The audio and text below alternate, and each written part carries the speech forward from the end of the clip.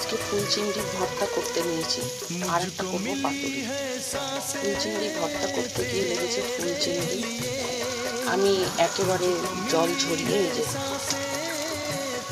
করে জল ঝরিয়ে তারপরে পেঁয়াজ কাটা কেটে আদা রসুন পেঁয়াজ কাঁচা লঙ্কা সব দিয়ে প্রথমে তেল দিয়েছি কড়াইতে। তেলটা দিয়ে আপনার পেঁয়াজ কুচি রসুন আধা রসুন মানে আধা কোয়া রসুন না, রসুনের একটা গোটা রসুনের হাফ দিয়ে লঙ্কা কাঁচা লঙ্কা দিয়ে পরিমাণটা আমি দেখিয়ে দেবো, দিয়ে তেল দিয়ে চিংড়িটাকে ভাজতে বসিয়েছি।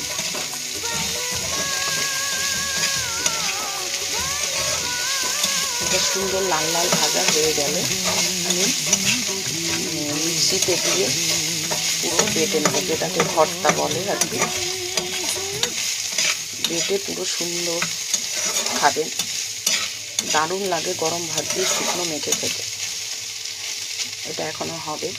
এই যে এরকমভাবে রসুনগুলো গোটা গোটা কিন্তু দিয়েছি, সব কড়াইতে পিষে গেল। লবণ মিষ্টি যথাযথ যেইটুকু পরিমাণ সব কিছু লাগে, যার যতটুকু পরিমাণ ততটুকু দিয়ে করবে। সামান্য হলুদ দেবে আর সিমে পুরো এরকম করে ভেজে ভেজে নাড়িয়ে ভেজে ভেজে তুলবে।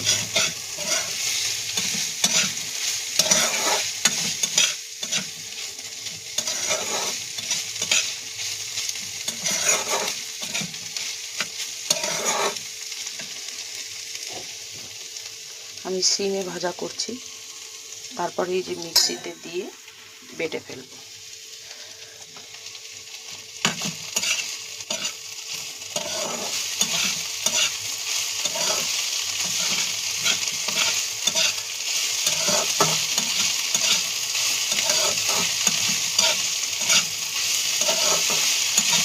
আর একটা করবো, আর হাফ চিংড়ি দিয়ে করবো একটু কলা পাতাতে দিয়ে।